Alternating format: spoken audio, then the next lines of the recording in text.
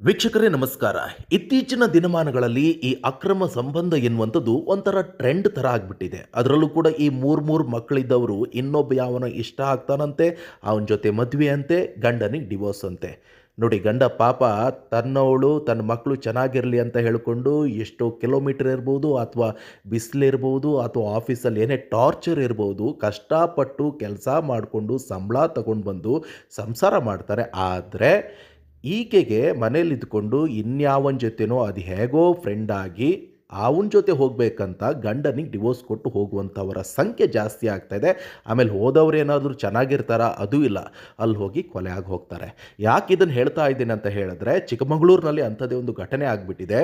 ಚಿಕ್ಕಮಗಳೂರಿನ ಅರೇನೂರು ಗ್ರಾಮದಲ್ಲಿ 3 ಮಕ್ಕಳ ತಾಯಿಯನ್ನು ಬರ್ಬರವಾಗಿ ಹತ್ಯೆ ಮಾಡಿದ್ದಾರೆ. ಗಂಡನನ್ನು ಬಿಟ್ಟು 3 ಮಕ್ಕಳೊಂದಿಗೆ ತಾಯಿ ಮನೆ ಸೇರಿರುವಂಥ ಚಿಕ್ಕಮಗಳೂರಿನ ಅರೇನೂರು ಗ್ರಾಮದ 32 ವರ್ಷದ ಸಂಧ್ಯಾ ಎಂಬಾಕೆಯನ್ನು ಕತ್ತು ಸೀಳಿ ಬರ್ಬರವಾಗಿ ಹತ್ಯೆ ಮಾಡಲಾಗಿದೆ. ಶಿರಗೋಳ ಗ್ರಾಮದ ರವಿ ಎಂಬುವರನ್ನು 10 ವರ್ಷಗಳ ಹಿಂದೆ ಸಂಧ್ಯಾ ಮದುವೆ ಆಗಿದ್ರು.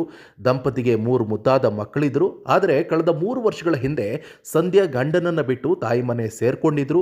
ಕಾಫಿ ತೋಟದಲ್ಲಿ ಕೆಲಸ ಮಾಡಿಕೊಂಡು ಜೀವನವನ್ನು ಸಾಗಿಸ್ತಾ ಇದ್ರು. ಆದರೆ ಕೆಲ ದಿನಗಳಿಂದ ಸಂಧ್ಯಾ ಮಕ್ಕಳೊಂದಿಗೆ ಇದ್ದಕ್ಕಿದ್ದ ಹಾಗೆ ನಾಪತ್ತೆಯಾಗಿದ್ರು. ಹೀಗಾಗಿ ಪೋಷಕರು ಆಲ್ದೂರು ಪೊಲೀಸ್ ಠಾಣೆಯಲ್ಲಿ ನಾಪತ್ತೆ ದೂರನ್ನು ದಾಖಲಿಸಿದರು. ಪೊಲೀಸರು ದೂರು ದಾಖಲಾಗಿರುವ ವಿಚಾರ ತಿಳಿತಾ ಇದ್ದಂತೆ ಸೋಮವಾರ ಸಂಜೆ ಸಂಧ್ಯಾ ತಾಯಿ ಮನೆಗೆ ವಾಪಸ್ ಬಂದರು.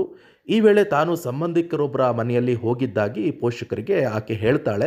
ಸಂಧ್ಯಾ ಸಂಬಂಧಿಯೊಬ್ಬರ ಜೊತೆ ಪ್ರೀತಿಯಲ್ಲಿ ಬಿದ್ದಿದ್ದು ಕೂಡ, ಮದುವೆ ಆಗುವ ತೀರ್ಮಾನ ಕೈಗೊಂಡಿದ್ದು ಕೂಡ ಮೇಲ್ನೋಟಕ್ಕೆ ಗೊತ್ತಾಗ್ತಾ ಇದೆ. ಸೊ ಈ ಸಲುವಾಗಿ ಆಕೆ ಮಕ್ಕಳೊಂದಿಗೆ ಮನೆ ಬಿಟ್ಟು ಹೋಗಿದ್ರು. ಆದರೆ ಪೊಲೀಸ್ ಠಾಣೆಯಲ್ಲಿ ದೂರು ದಾಖಲಾಗಿದ್ದರಿಂದ ಆತಂಕಗೊಂಡು ಮನೆಗೆ ವಾಪಸ್ ಬಂದರು.